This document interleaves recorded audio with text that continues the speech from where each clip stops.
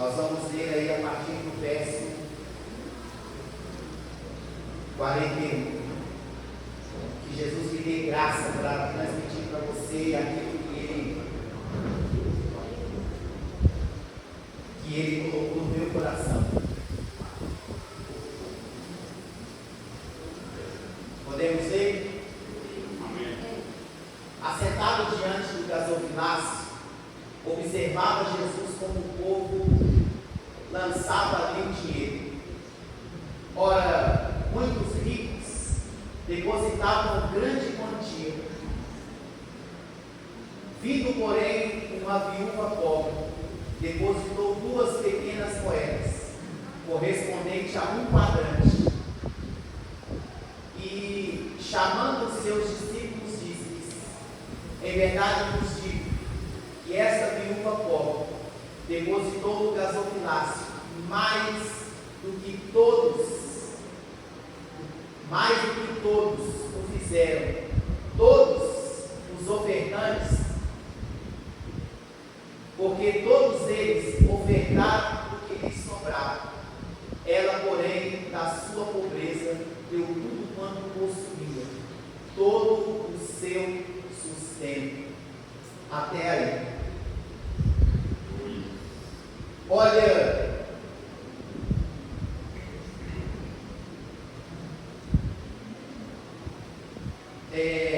nós precisamos entender uma coisa.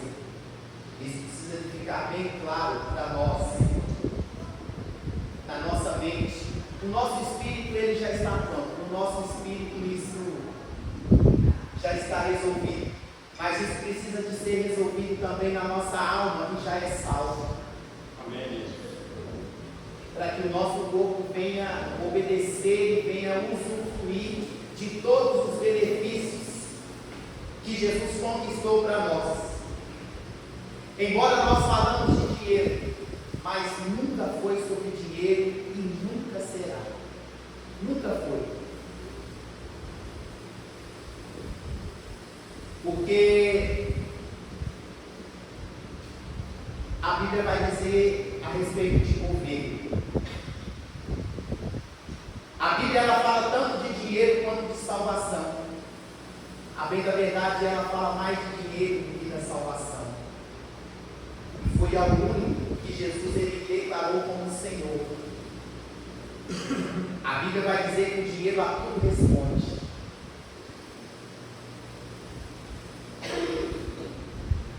Ele disse assim: não podeis servir a 2 senhores. Você há de agradar um e aborrecer o outro, a odiar e amar o outro. Nunca foi sobre dinheiro, é sobre governo. E esse texto que nós lemos, ele chama a atenção, porque Jesus, muitas vezes, nós os pregadores, tem uma disciplina nossa que fala aqui a respeito da licença poética. O que é licença poética? Quando eu estou ministrando aqui, eu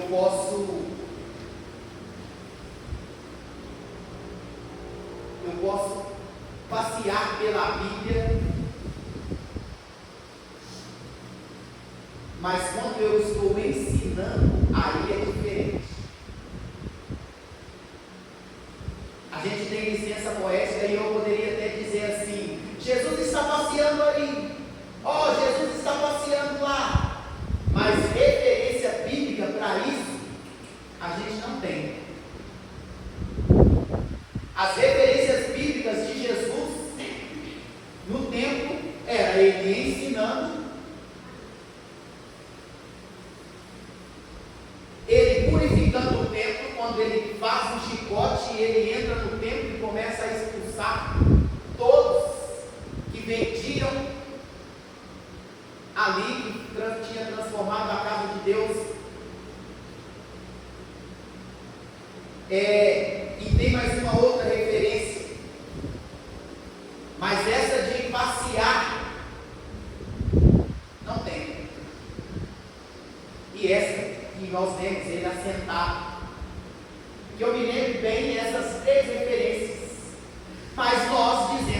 que Jesus está passeando aí, Jesus está lá, e biblicamente falando, as referências é essa aqui dele assentado, a quando ele entra no templo com o chicote e quando ele estava ensinando. Todos os sábados ele ia ao templo. E essa ele fez questão de assentar do lado do gasofilaço. E a Bíblia fez questão de dizer o que ele foi fazer ali. Foi ver o que o povo ali lançava.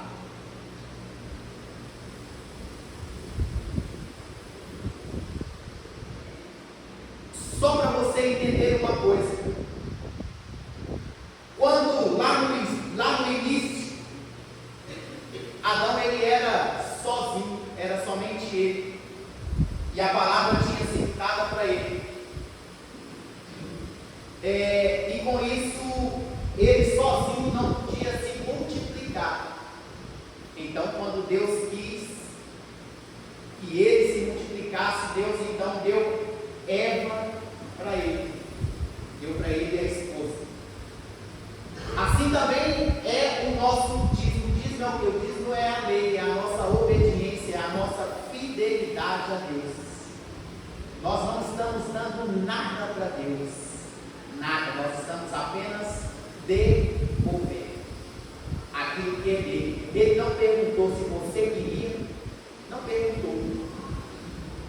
Ele simplesmente disse: trazei todos os dízimos à casa do tesouro para que haja mantimento na minha casa. E por vossa causa eu repreenderei o devorador. Ele não perguntou se a gente queria, mas ele estabeleceu isso e disse: e roubará o homem a Deus? Deus respondeu que sim. Em que? Nos dízimos e nas ofertas. Então o poder de multiplicação não está no dízimo. O dízimo é proteção, é para proteger você, proteger o seu patrimônio, proteger isso desde que você faça o que eu tenho falado com você desde o primeiro dia em que eu pisei aqui. Não basta a gente ser dizimista fiel, não basta a gente ser ofertante fiel, se nós administramos de forma desordenada. Me perdoe que eu vou dizer que se você gasta mais do que você ganha, você deveria de ser preso. Aprenda, a verdade é essa. E a gente não tem dinheiro que aguenta a gente. Não tem dinheiro que aguente. O problema não é o quanto a gente ganha. Vou repetir. O problema não é o quanto a gente ganha. O problema está na nossa forma de administrar.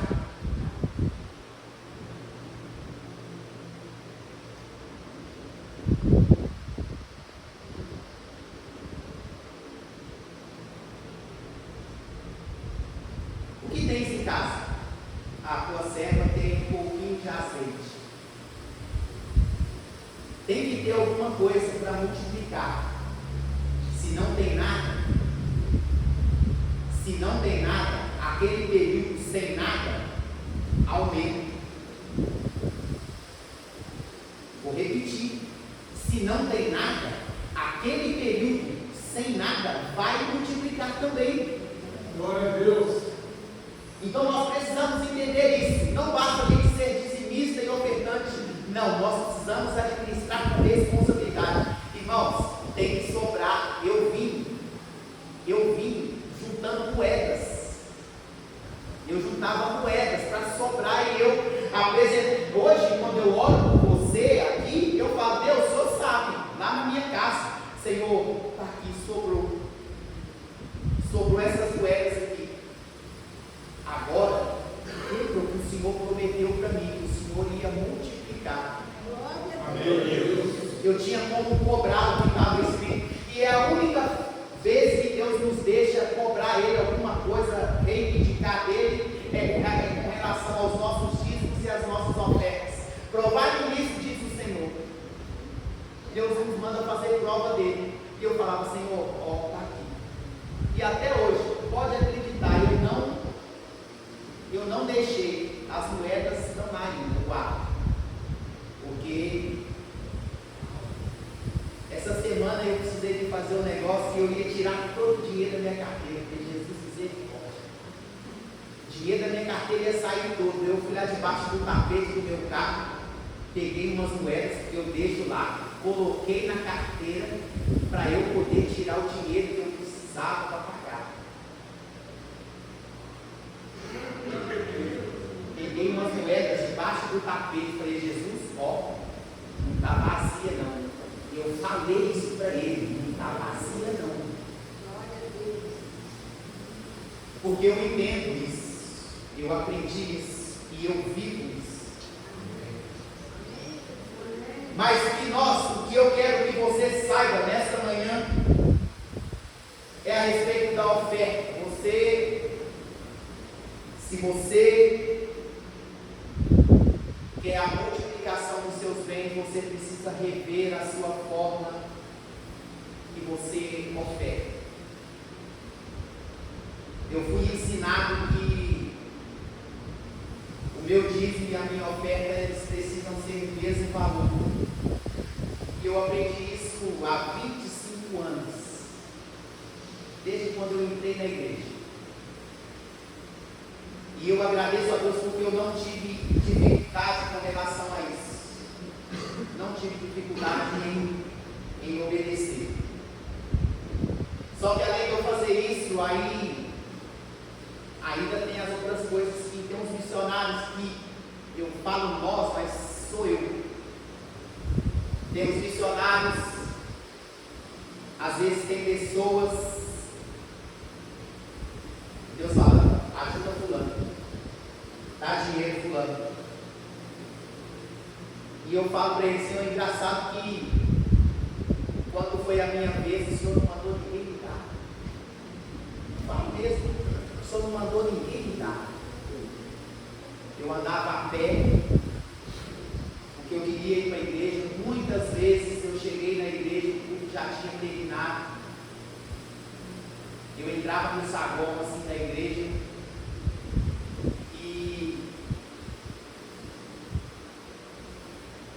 e ali o povo saía, eu subia lá em cima correndo na nave da igreja e orava e falava, Senhor, eu tomo posse de tudo que foi ministrado aqui nessa manhã.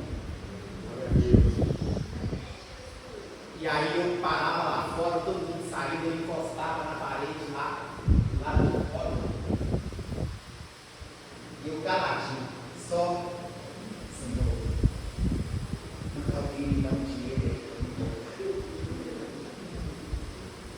Manda alguém me dar um dinheiro aí para mim voltar para casa. Nunca pedi. Porque eu sei que quando a gente pede, a gente impede Deus de fazer aquilo que Ele iria fazer. Ninguém nunca me deu. E eu pegava a minha Bíblia, não era essa aqui, é uma outra. Ela está lá em casa ainda comigo. Eu uso ela só para estudar hoje, igual eu vou fazer com essa aqui daqui a pouco. Quase na hora de trocar. E eu pegava ela assim, e eu ia andando ali naquela Amazonas, colocava ela bem assim no peito, e vinha. Algumas vezes eu fazia só assim para ele, mostrava que a dificuldade que eu estava passando. Ele dava dinheiro, era minha mãe, uma viúva pobre.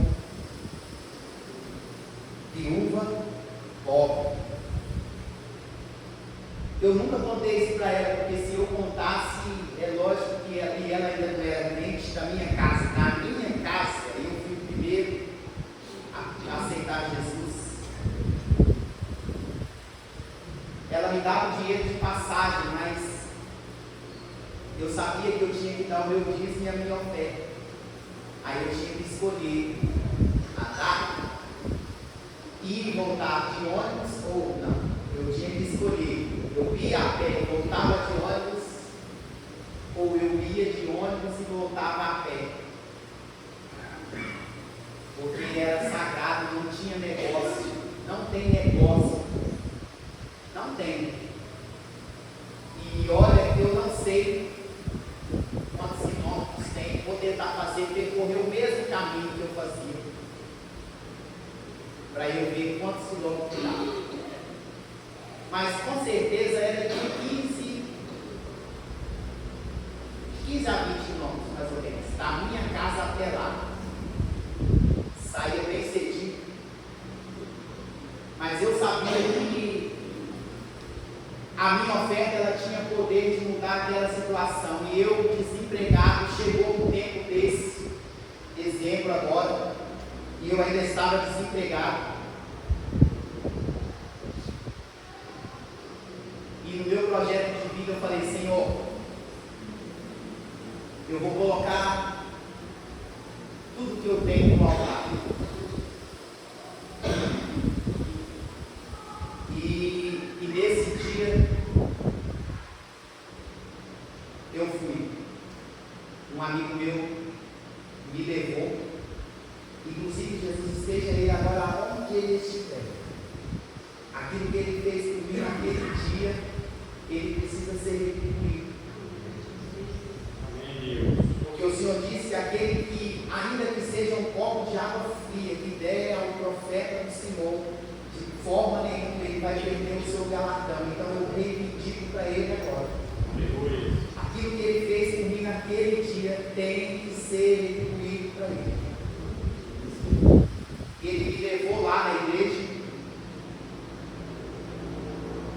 Era horário de almoço, os pastores dormindo, eles continuaram. Aquilo para mim me deu eu fiquei numa tristeza, porque do jeito que eles estavam dormindo eles continuaram.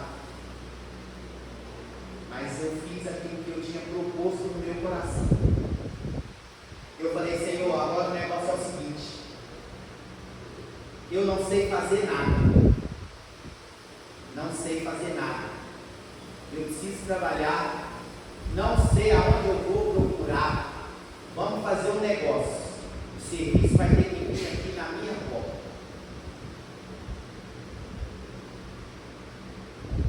E ali, acredito se quiser, um rapaz que eu já tinha trabalhado tem muitos anos atrás. Inclusive, um dia desse eu encontrei com ele. Ele já até aposentou. E quando nós encontrarmos de novo, eu vou falar isso para ele. Ele foi lá na minha casa: não, fulano está precisando de alguém para trabalhar lá. Você não quer ir lá, não? Ele não está, eu vou. E fui, e ele, e isso fez com que a gente virasse amigos. Tinha um rapaz lá, hoje ele é crente também. Pensa no homem que me tratava mal, era ele. E esse moço que me chamou para trabalhar, ele falava assim comigo: ó, o negócio é o seguinte, ele já é profissional, não precisa de você. Ele não precisa de você. Agora, você precisa dele. Quer aprender? Não, mas ele me trata mal demais, eu não fiz nada para ele e ele me trata dessa forma aí. Aí sabe o que Jesus fez? Jesus fez eu aprender outra coisa. Na mesma empresa, lá dentro. Aí o nosso chefe foi mandado embora. Agora, e quem fazia outra coisa era eu, e ele mexia com a outra coisa. Aí nós trocamos. Eu ensinei para ele aquilo que eu sabia, para ele poder me ensinar. Para ele poder me ensinar, porque agora ele passou a ser o chefe nosso. Mas ele não fazia o que eu fazia. E eu preciso te falar isso para ele, porque a minha vontade era meter o pé. Para eu também não preciso dele, não. vezes que a gente conversava e ele falava: quer aprender? Ele não precisa de você. E aí estou no mesmo plano até hoje. Faço a mesma coisa até hoje. Aqui eu fazia mesmo, eu falei: chega. Era pesado, a idade foi chegando, dava mais dinheiro, mas eu fui para o lado mais leve. Essa semana eu até falei com um rapaz que deve ter caminhão rodando com o que eu fazia até hoje. Deve ser o que eu já tinha feito. Mas você precisa aprender que a sua oferta de sacrifício, a sua oferta, nós precisamos ser experimentados nisso. Se nós queremos mudança, se nós queremos transformação, nós precisamos experimentar isso. Essa é uma verdade que nem Deus escapou dela, nem Deus escapou. E eu fico tentando imaginar a viúva de Elias, quando Deus falou assim: Elias, vai para Sarepta, porque eu já ordenei uma mulher que vai cuidar de você. E quando ele chega lá, a mulher só tinha um pouquinho de azeite e farinha. E ele disse assim para ela: eu estou com fome, eu preciso comer. A ela: eu só tenho um pouquinho aqui, eu vou fazer para mim, para o meu filho, nós vamos comer, e depois nós vamos morrer. Aí ele falou assim: desafio, faça para mim primeiro. Ele falou com ela: faça para mim primeiro, faz isso hoje, que chama uma polícia para você. Se fizer isso, chama uma polícia. Fala: está extorquindo, tá? Mas não é isso. E a partir do momento que aquela mulher fez: não, tá bom, vou fazer.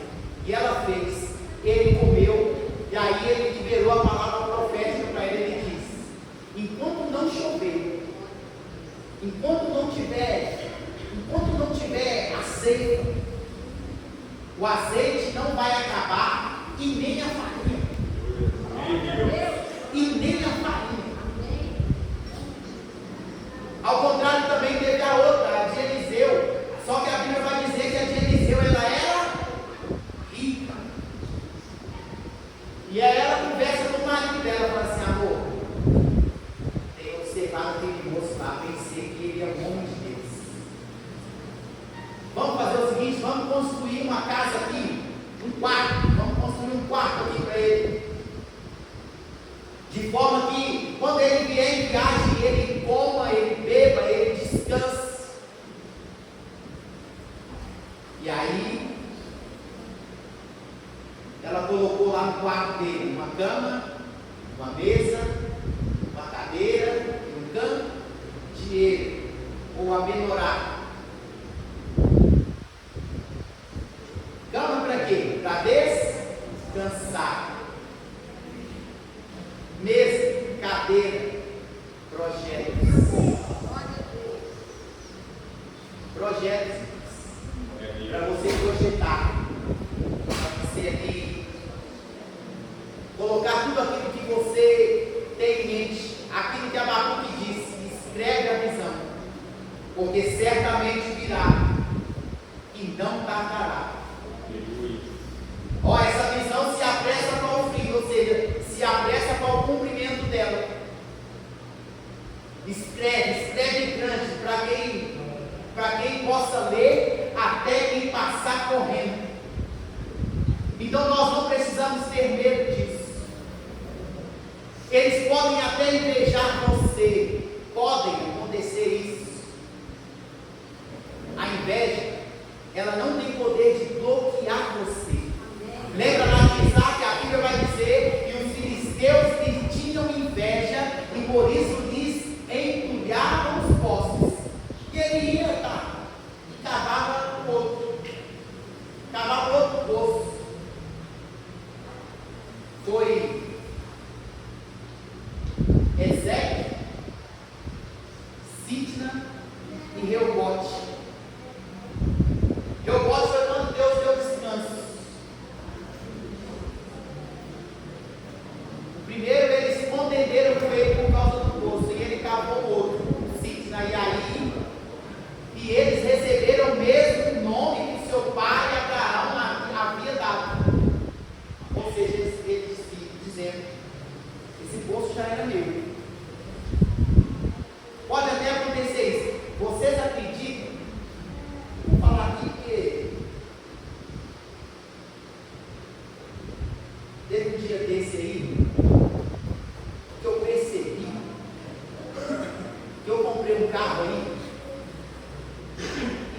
para cá, estava me dando um desânimo com ele, cara. Estava me dando um desânimo com ele. Falei, teve um dia que eu não quis nem andar ligado. Sabe o que eu fiquei sabendo depois? A pastora estava andando nele, ela parou no lugar, não vou falar aqui quem, um giro no carro. Você está brincando comigo? Você deve estar brincando comigo, né? Você deixou ele fazer isso? Um giro no carro, porque eu já tinha orado, já tinha um giro. Ele está explicado, um desânimo no carro. Ele está explicado. Na mesma hora eu cheguei em casa e peguei o óleo de unção e fui lá para Jesus aqui. Está repreendido. Você, o que esse homem fez? Falei, eu ia vender, agora não vou vender mais não, vai ficar aí. Quando eu cansar, eu deixo ele parar e compro outro. Ia vender, falei, agora não vendo mais. Deixa aí, só para saber. Entenderam? Pode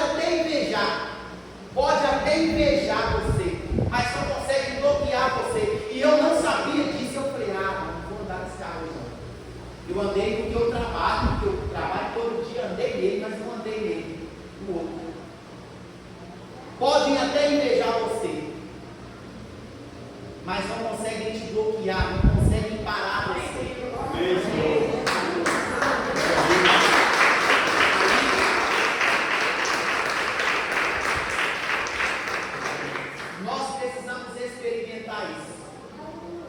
Nós precisamos experimentar, porque a Bíblia vai dizer assim, porque Deus amou o mundo. O nosso tempo aqui é curto, mas você precisa de entender. A Bíblia vai dizer assim, que do invisível Deus fez ser tudo aquilo que hoje é visível. Do invisível. É invisível, mas não quer dizer que não exista. Você consegue entender isso aqui? Amém. Então isso quer dizer, eu vou fazer aqui. Ela era o que era, veio a ser. Mas já era. Veio a ser. E sabe o que Deus fez? Para que esse projeto que ele tinha, a Bíblia vai dizer isso lá em Efésios, e Deus fez todas as coisas, as que nós vemos, as que ainda a gente vai ver, pode ser que a gente não vai conseguir ver tudo, mas todas as coisas. E diz a Bíblia que ele fez isso no conselho da sua vontade. Era o Pai, ou era Yahvé, o Verbo e o Espírito de Yahvé. Eram os três. O Verbo, o secretário e Yahvé. Porque o Espírito Santo também pode ser traduzido como Paráclitos. Numa reunião, qual é a função do secretário? Escrever, anotar. Então Deus, ele determinou tudo antes. Já estava tudo escrito. João, tanto discípulo lá no seu evangelho, quanto depois lá em Apocalipse, ele vai dizer: eis aí o Cordeiro de Deus que foi morto antes. Deus queria dar sustentabilidade ao projeto dele. Deus sabia que o inimigo ia se levantar para tentar parar, tanto que fez. Quando ele ataca Eva e ataca Adão lá no Éden, foi para tentar bloquear o sonho de Deus, de que multipliquem, povoem a terra, julgai, sujeitai. Era isso o que Deus tinha em mente. Satanás, ele entra no negócio. E olha que mesmo Deus fazendo o que ele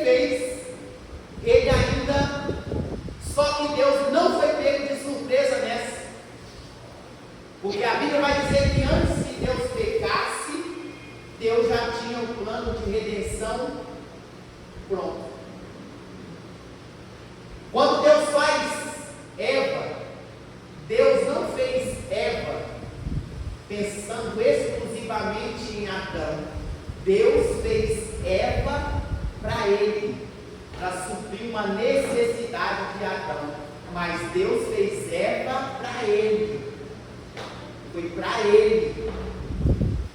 Por isso nós às vezes falamos aqui, Deus não une pessoas, Deus une propósito. Deus usou a necessidade de Adão com a vontade dele. Foi assim com Ana. O dia que Ana, Deus queria um profeta, Deus queria um juiz, Deus queria um sacerdote. Ana só queria um filho. No dia que Ana falou, se o Senhor me der um filho varão, eu vou entregar ele na casa dele, e ele será dele. Aí Deus falou, agora você falou a minha língua. Eu vou resolver o seu problema cumprindo o meu propósito. Eu vou realizar o seu sonho cumprindo o meu propósito. Deus tem compromisso com o propósito dele. Vou repetir. Deus tem compromisso em prover recursos para os projetos dele. A Bíblia vai dizer muitos planos há no coração do homem, mas Deus diz: o meu propósito vai prevalecer. Então, antes de você fazer o seu projeto de vida, senta e ora: Senhor, o que de fato o Senhor quer de mim para o ano de 2024? Eu não posso viver frustrado, porque senão o propósito de Deus frustra os seus planos. Propósitos são maiores do que planos. E ali foi tudo aquilo que nós já vimos. Nós estamos aqui hoje por causa da oferta que Deus deu lá no início. Lá no início. Então, nós precisamos experimentar dízimo, oferta e oferta de sacrifício, porque não é a mesma coisa. O nome já diz, oferta de sacrifício. E tem muitas vezes nós não vamos estipular nenhum valor aqui. A oferta é você e Deus. Coríntios diz lá, como você propôs no coração, você propôs no seu coração. Os nossos líderes orientaram que a gente falasse, que seja pelo menos R$1 representando cada dia do ano, que você desse a sua oferta. Só que eu falei com a minha esposa, a pastora, eu falei assim: vou fazer isso, vou fazer igual está escrito lá, 2 Coríntios 9, propor no coração. Mas lembre-se de uma coisa, lembre-se de uma coisa, que só tem valor para Deus o que tem valor para você. Se não tem valor para você, para Ele também não. Por isso Jesus disse aqui a viúva, muitos ricos: e se eu fizesse isso, eu sei que aqui, eu vou falar uma coisa aqui, eu sei, mas não é porque eu fico, não, nunca fui, então não nem quero nem saber, sei de mim. Sei que tem pessoas que falam assim, que não, você consagra uma oferta de R$1 para cada dia do ano. Tem pessoas aqui que não vai fazer nem. É como se ela não estivesse fazendo nada. Eu sei que tem. Eu não vou nem falar. Porque para mim não é. Se eu fizer dessa forma, para mim não é nada. Então eu já propus no meu coração que eu vou fazer. O que eu vou fazer já está determinado. Mas eu também já determinei o que eu quero. Falei: Jesus, eu quero. E essa semana eu já orei de novo. Falei: Jesus, é isso que eu quero. A minha. Inclusive eu quero até cobrar aqui. Eu quero saber do moço do lote lá. Fala aí. Quero saber do moço do lote. Nós vamos comprar aquele lote ali.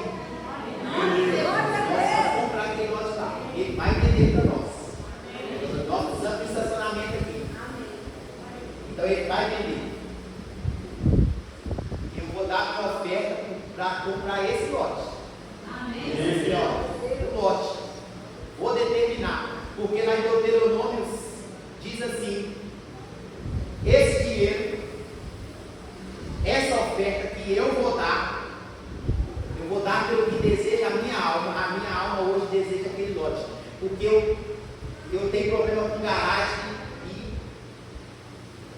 e aqui eu tenho problema aqui com estacionamento. Da minha garagem eu já resolvi. Vou mudar. Mas aqui nós não vamos mudar, nós vamos ter que comprar ali. Amém. Nós vamos ter que comprar ali. Então acha o osso aí. A pastora já sabe que se precisar do nosso apartamento nós vamos dar. Ela já sabe. Ela já sabe disso. O apartamento nosso vai o negócio. Depois Jesus dá outro para nós. E nós precisamos resolver o problema da igreja. O problema da igreja hoje é o estacionamento que nós precisamos. Então, Jesus vai dar isso para nós. Vai ser, não, é com sacrifício. Para que a gente possa dar